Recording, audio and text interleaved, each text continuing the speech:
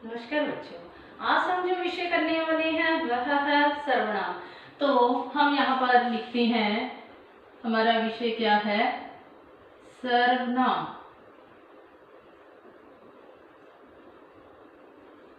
तो यहाँ पर हमने लिखा सर्वनाम। तो हमने जो पिछली टॉपिक किया था, हमारा पिछला टॉपिक क्या था? संज्ञा था।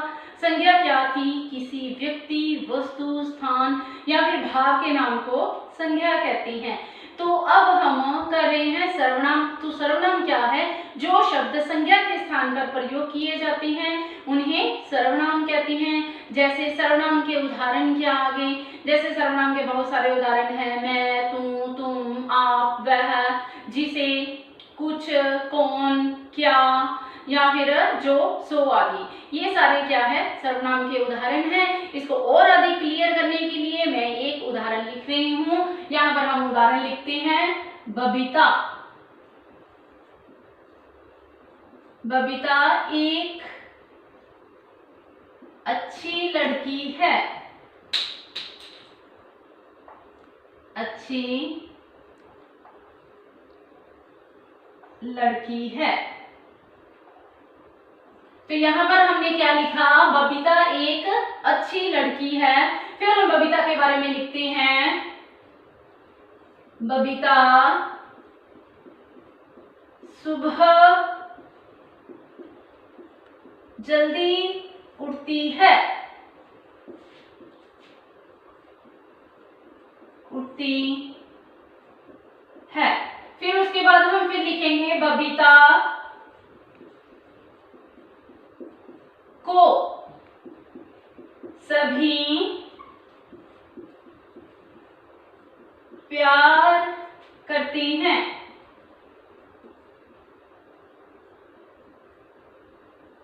फिर हम उसके बाद फिर लिखते हैं, बबीता ने आज तक बहुत लोगों की मदद की।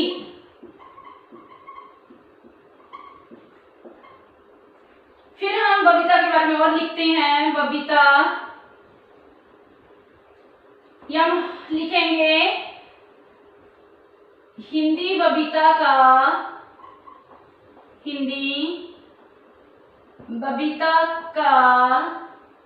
प्रिय विषय है। प्रिय विषय है। तो यहाँ पर हमने क्या लिखा? बबीता एक अच्छी लड़की है। बबीता सुबह सवेरे उठती है। बबीता को सभी प्यार करते हैं और बबीता ने आज तक बहुत सारे लोगों की मदद की। बबीता बबीता हम बार बार बोलते हैं। क्या बबीता बोलना अच्छा लग रहा है? बहुत अटपटा सा लग रहा है बार बार। बबीता एक अच्छी लड़की है। बबीता सुबह सवेरे उठ रही है। बबीता ने ऐसे किया, बबीता ने वैसे किया। तो हम बबीता का बार बार शब्द ना प्रयोग करके उसकी जगह पर हम कुछ और शब्दों का प्रयोग करते हैं। वो कौन से शब्द? जो सर्वनाम शब्द हैं, इनका प्रयोग करेंगे। तो क्या है, वाक्य जो है बहुत रोचक लगेगा। आप इसको जरा देखिए। बबीता एक अच्छी लड़की है। बबीता सुबह सवेरे उठती है। यहाँ पर हम क्या लिखेंगे? वह सुबह जल्दी उठती है। फिर उसके बाद यहाँ लिखेंगे, उसको सभी प्यार करती हैं। उसके बाद हम फिर लिखेंगे, उसने आज तक बहुत सारे लोगों की मदद की। उसने आज तक बहुत सारे लोगों की मदद की। हिंदी बबीता की जगह हमने क्या लगाना है यहाँ पर? उसका। तो आप जरा देखिए, यहाँ पर मैंने लिखा है, बबीता एक अच्छी लड़की है। वह सुबह जल्दी उठती है। उसको सभी प्यार करते हैं। उसने आज तक बहुत सारे लोगों की मदद की। हिंदी उसका प्रिय विषय है। तो यहाँ पर हमने बबीता का बार बार प्रयोग ना करके सर्वनाम शब्दों का प्रयोग किया है, जिससे क्या है, सुनने और समझने वाले को अच्छा लगता है। आगे हम देखेंगे कि सर्वनाम के कितने भेद हैं, इनके भेदों की बात करते हैं। सर्वनाम के भेद। सर्वनाम के कितने भेद हैं? सर्वनाम के 6 भेद हैं। आइए देखें कौन कौन से हैं। सर्वनाम के भेद हैं 6। तो ये हम यहाँ पर देखेंगे कौन कौन से हैं। फर्स्ट, पुरुषवाचक,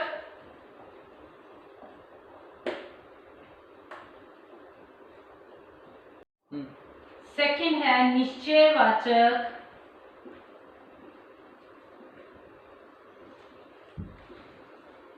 सर्वनाम।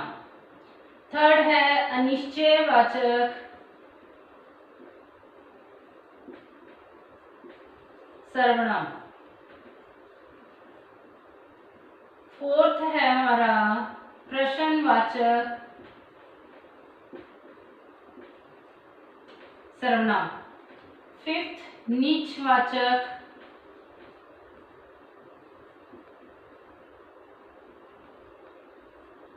सर्वनाम। और सिक्स्थ है संबंधवाचक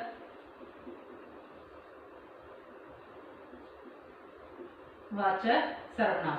तो ये हमारे हो गए सर्वनाम के भेद। पुरुषवाचक सर्वनाम, यहाँ पर हम सर्वनाम लिख देते हैं।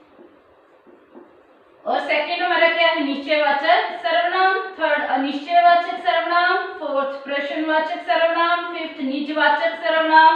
और सिक्स्थ क्या है हमारा, संबंधवाचक सर्वनाम। ये हमने क्या पढ़ा है, सर्वनाम के 6 भेद हैं। और आगे हम पढ़ते हैं इनको, आगे एक एक करके एक्सप्लेन करते हैं। फर्स्ट हमारा क्या है, पुरुषवाचक सर्वनाम। यहाँ पर हम क्या लिखेंगे, पुरुषवाचक सर्वनाम।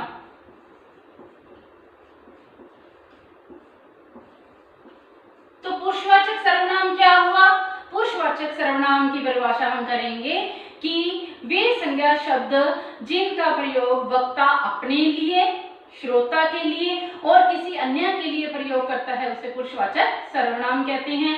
जैसे क्या हो गया, इसके उदाहरण जैसे मैं, तुम, आप, उसे, वे आदि। ये सारे किसके उदाहरण हैं, पुरुषवाचक सर्वनाम के। आगे हम देखेंगे ये जो पुरुषवाचक सर्वनाम है उसके आगे 3 भेद हैं कि कौन कौन से भेद हैं वो हम देखते हैं अभी। कौन कौन से पुरुषवाचक सर्वनाम के आगे भेद। फर्स्ट उत्तम पुरुष। सेकंड हमारा क्या है, मध्यम पुरुष। और थर्ड हमारा क्या है, उत्तम पुरुष।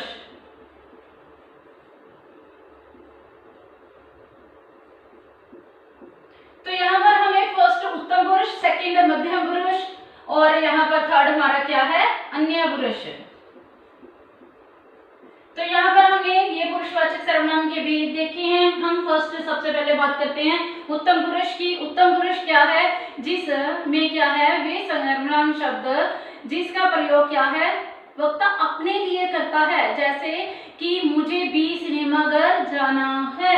फर्स्ट इसके लिए उदाहरण क्या करेंगे, इसके लिए जैसे उदाहरण क्या है, मैंने भी सिनेमाघर जाना है। तो यहाँ पर ये किसकी उदाहरण होगी, उत्तम पुरुष की। आगे हम सेकंड क्या देखेंगे, मध्यम पुरुष। मध्यम पुरुष क्या है, वे सर्वनाम शब्द जिसका प्रयोग वक्ता क्या है, किसके लिए करता है, श्रोता के लिए करता है। श्रोता कौन हो गया, जो सुनने वाला हो गया। तो इसके लिए हम उदाहरण क्या लेंगे, तुमने अपना गृह कार्य कर लिया है, कि जैसे तुमने अपना गृह कार्य कर लिया है। कि यहाँ पर उसने पूछा कि तुमने अपना गृह कार्य कर लिया है। और उसके बाद हम थर्ड देखेंगे अन्य पुरुष। तो अन्य पुरुष की परिभाषा हम देखेंगे, वे सर्वनाम शब्द जिसका प्रयोग क्या है, वक्ता किसके लिए करता है, अन्य पुरुष के लिए करता है, जो वहां पर प्रेजेंट नहीं है। तो इसके लिए हम उदाहरण क्या लेंगे कि उसे मैंने कुछ देना है, उसे मैंने कुछ देना है। तो ये सारे हम उदाहरण देखते देखते हैं। फर्स्ट था हमारे पास उत्तम पुरुष, मैंने 20 मगर जाना है। यहाँ पर उत्तम क्या है, जो अपने लिए वक्ता करता है। मध्यम क्या है, जैसे तुमने अपना गृह कार्य कर लिया है, तुमने क्या है कि सेकंड पर्सन को कहा है जो सुनने वाला है। और अन्य पुरुष कौन है, उसे जो थर्ड पर्सन है जो वहां पर प्रेजेंट नहीं है, कि उसके लिए कहा है कि उसे मैंने कुछ देना है। ये हमारा क्या हो गया, पुरुषवाचक सर्वनाम। तो अगला हम देखते हैं पुरुषवाचक सर्वनाम के बाद हमारा सर्वनाम का भेद जो है वह कौन सा है, कौन सा है। सेकंड हमारा निश्चयवाचक सर्वनाम। यहाँ पर हम लिखेंगे सेकंड नंबर डाल लेते हैं, निश्चय वाचक सर्वनाम।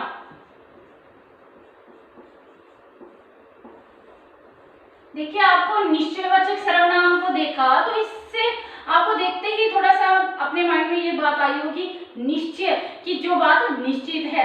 तो निश्चयवाचक सर्वनाम क्या हुआ, वे संज्ञा वह सर्वनाम शब्द जो क्या है किसी निश्चित व्यक्ति या फिर कोई वस्तु है उसकी ओर संकेत करती हैं। यह मेरी पुस्तक है या वह मेरा घर है, कि निश्चित बात की उदाहरण इसका क्या आएगा, वह मेरा घर है, मेरा घर है। या फिर यह मेरी पुस्तक है, यह मेरी पुस्तक है। निश्चित बात की हमने, तो ये हमें यहाँ पर देखा कि जो निश्चित बात की जा रही है निश्चित व्यक्ति या निश्चित वस्तु के लिए संकेत किया है। इसके बाद हम देखेंगे अनिश्चयवाचक। तो हमारा थर्ड जो है सर्वनाम का भेद वह कौन सा है, अनिश्चयवाचक। अनिश्चय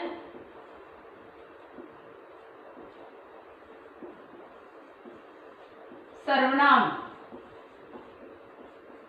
तो यहाँ पर हम अनिश्चयवाचक सर्वनाम को देखते हैं। तो अनिश्चयवाचक को देखते ही हमारे मन में आता है कि यह कोई वस्तु निश्चित नहीं है। तो इसके लिए हम परिभाषा क्या करेंगे, वे सर्वनाम शब्द जो किसी अनिश्चित व्यक्ति या फिर किसी वस्तु की ओर संकेत करते हैं, बात करते हैं। तो हम यहाँ पर खड़े हैं, मान लो तो बाहर से दरवाजा खटखटा हो रहा है, कोई दरवाजा खटका रहा है, तो हम कहते हैं कि बाहर कोई खड़ा है। तो निश्चित नहीं है, हम कहते हैं उसका उदाहरण क्या है, बाहर कोई खड़ा है। क्योंकि हमने बाहर नहीं जाकर देखा तो हमें ये बात निश्चित ही नहीं है। या फिर हम दूध पीने लगते हैं, उसमें हमें कुछ दिखता है तो हम झट से बोल देते हैं कि इसमें कुछ पड़ा है। तो या फिर हम कह सकते हैं दूध में कुछ पड़ा है। ये हमारे क्या हो गया, अनिश्चयवाचक सर्वनाम का भेद हो गए, उसके उदाहरण हो गए। फिर उसके बाद हम देखेंगे अनिश्चयवाचक सर्वनाम के बाद उसका हमारा फोर्थ क्या है। फोर्थ हमारा प्रश्नवाचक सर्वनाम। प्रश्नवाचक सर्वनाम।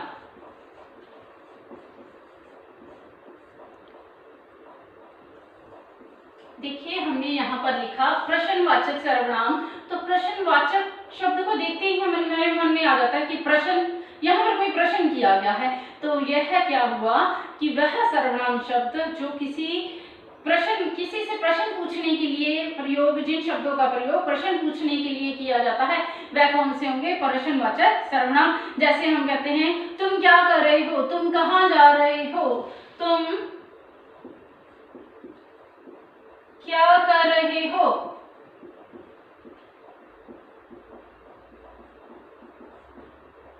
या फिर तुम कहाँ जा रहे हो।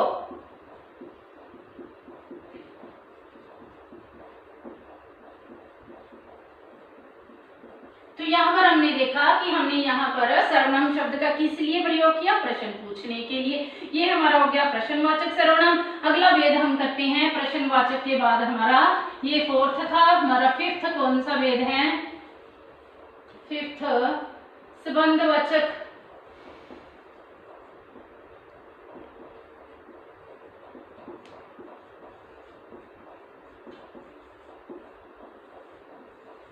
देखिए यहाँ पर हमने संबंधवाचक शब्द देखा, तो संबंधवाचक शब्द को देखते ही हमारे मन में आता है क्या शब्द है, संबंध बताया होगा।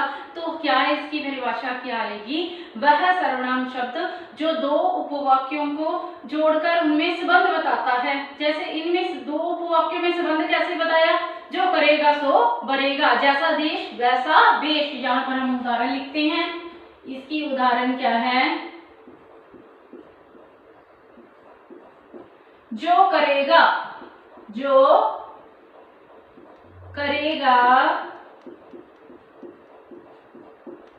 सो भरेगा। तो यहाँ पर जो और सो क्या है, संबंधवाचक सर्वनाम के उदाहरण है। अगला हमारा 6th है, हम 6th भेद की बात करते हैं। कौन सा है इसके अगला हमारा भेद, तो हम अगला भेद लिख रहे हैं, हमारा 6th और लास्ट भेद है कौन सा, नीच वाचक सर्वनाम।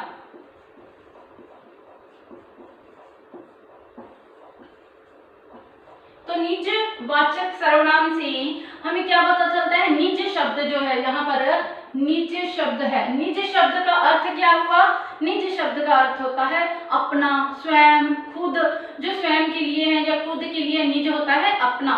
तो क्या है, निज वाचक सर्वनाम से हमें क्या पता चलता है, वे सर्वनाम शब्द जिसका प्रयोग क्या होता है, वक्ता अपने लिए करता है। क्या करता है, वो क्या कहता है, मैं अपना कार्य खुद करूंगा, मैं अपने आप चला जाऊंगा, मैं अपने आप खा लूंगा। तो यहाँ पर हम उदाहरण लिखेंगे, यहाँ पर हमने उदाहरण लिखना है, मैं अपना कार्य स्वयं करूंगा।